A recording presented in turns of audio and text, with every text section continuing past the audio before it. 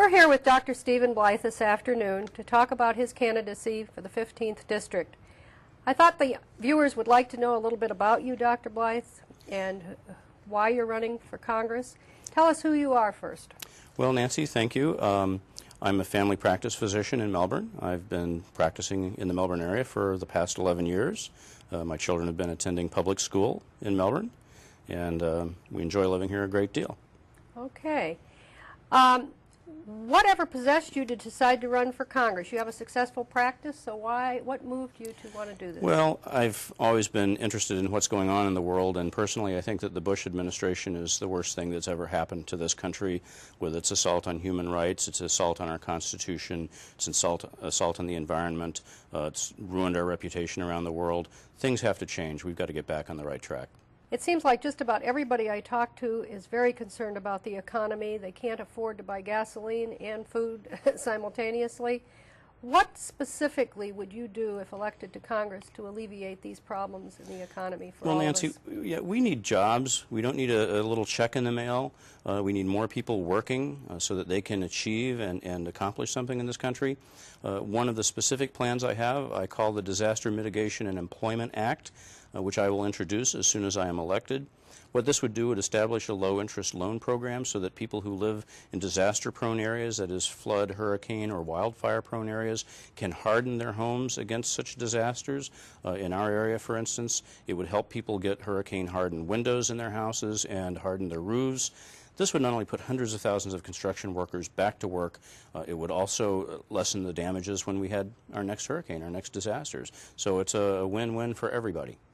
Since 40% of our economy is based on real estate and construction, I can see how that could help our area. Absolutely. For certain. Okay, since you are a doctor, I can imagine that those who are uninsured or underinsured must pose special problems for you in your practice. What would you do to help Americans with this problem? I see this every day. In fact, I'm a member of Physicians for a National Health Program, and we advocate a national single-payer health program, much like Medicare. It would be Medicare for all, that would guarantee that all Americans have equal access to medical care. Now, before we get there, there are some things that we need to do to help those who don't have insurance. One of my proposals that I've been speaking with some members of Congress about recently is called the Uninsured Americans Protection Act. And this would make sure that when somebody went into the hospital and they didn't have insurance, that they would not be charged 5 to 10 times what insurance companies pay for the same services. Really? That's the standard. In Brevard County, a CAT scan is charged $3,000 to somebody who doesn't have insurance, the same CAT scan that insurance pays $600 for. And across the board, many services are 5 to 10 times or more than what insurance companies pay. I didn't know that, Dr. And this Blythe. puts this on the back of the working poor, and that has to stop. Additionally, I have several proposals to try to increase competition in the drug industry. There's no competition. That's one reason the prices are very high. I also would propose to eliminate the ability of the drug companies to give kickbacks to insurance companies for putting their products on their formulary. That keeps the prices artificially high for people who don't have the insurance. Kickbacks? Absolutely. It's not legal anywhere else. I certainly couldn't accept a kickback even if I wanted to. It would be illegal. But for insurance companies, it's not illegal. They do it through third-party companies called pharmacy benefit management companies.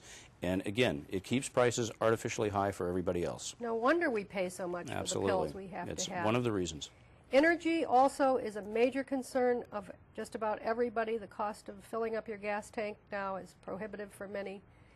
Yes. What can we do about this? Well, you know, oil is a finite resource, and exhausting that resource more rapidly isn't a very smart answer to the crisis. I don't believe we've done enough with conservation and alternative energy to justify destroying our environment by drilling off the coast of Florida or drilling in pristine wilderness areas. As opposed to the rest of the world, most of our energy, or a large percent of our energy, is used in personal transportation. We need to look at that, and we need to address that. We need to increase the fuel mileage standards on automobiles. We need to look more aggressively at hybrids, at electric cars. We need to look at alternative energy sources such as pressurized natural gas for our vehicles. It's cheaper, it's more available in the United States, it's more environmentally friendly. There's a lot that we can do. Honda already makes a car that runs on pressurized natural gas. Really? Yes. I didn't know that. At one time, we were supposed to have rail through We need to Vero look at Beach. mass transportation, absolutely. We need to get people out of getting in their cars and driving everywhere they go and using up the oil. Well, it sounds like you've given a great deal of thought to that. One more thing that's on many Americans' minds is the war in Iraq. We know that it's cost so much money, and also our blood. 4,000 and some have passed away because of this war. At least 30,000 have been injured, many of them horribly. Yes. What do you propose to help our veterans and to perhaps end this as quickly as possible? The Iraq War was a very ill-conceived idea. We know that there were no weapons of mass destruction. We were lied to get us into this war. We need to get out in a phased withdrawal that hopefully protects the Iraqi people from violence. If we need a long-term peacekeeping force, that's a role for the United Nations, not American troops that are seen as occupiers. Our troops, our men and women, have served admirably and honorably doing what they were requested to do. We need to make sure that they get out of harm's way as soon as possible. And when they get back here, we need to make sure that they have educational benefits to them. Any that are wounded or are suffering emotional trauma from what they've been through, closed head injuries, PTSD, depression, we need to make sure that they have every bit of care that they need and that they deserve. Okay, so we definitely have to address veterans' benefits. Absolutely. And I know I've heard some complain that they weren't getting the care that they needed after they came back. One of my proposals is actually creating a Medicare Part V so that veterans who don't live near veterans facilities could actually use any Medicare provider in the country. Oh, that's wonderful. A simple solution. Many vets don't live near facilities. Even in this area, to get to a specialist, many have to drive to Tampa when there are specialists just down the street. So Medicare Part V would allow them to go closer to home. Thank you for mentioning that. That would help a lot of our vets. As a conclusion, tell me why you feel that you are the candidate that should be elected to serve in Congress, please. Well, I've actually lived and worked in this district for 11 years, worked in intimate closeness with people that live in this district from all walks of life. I can represent in Washington the needs of the people of this district, and that's why I'm running.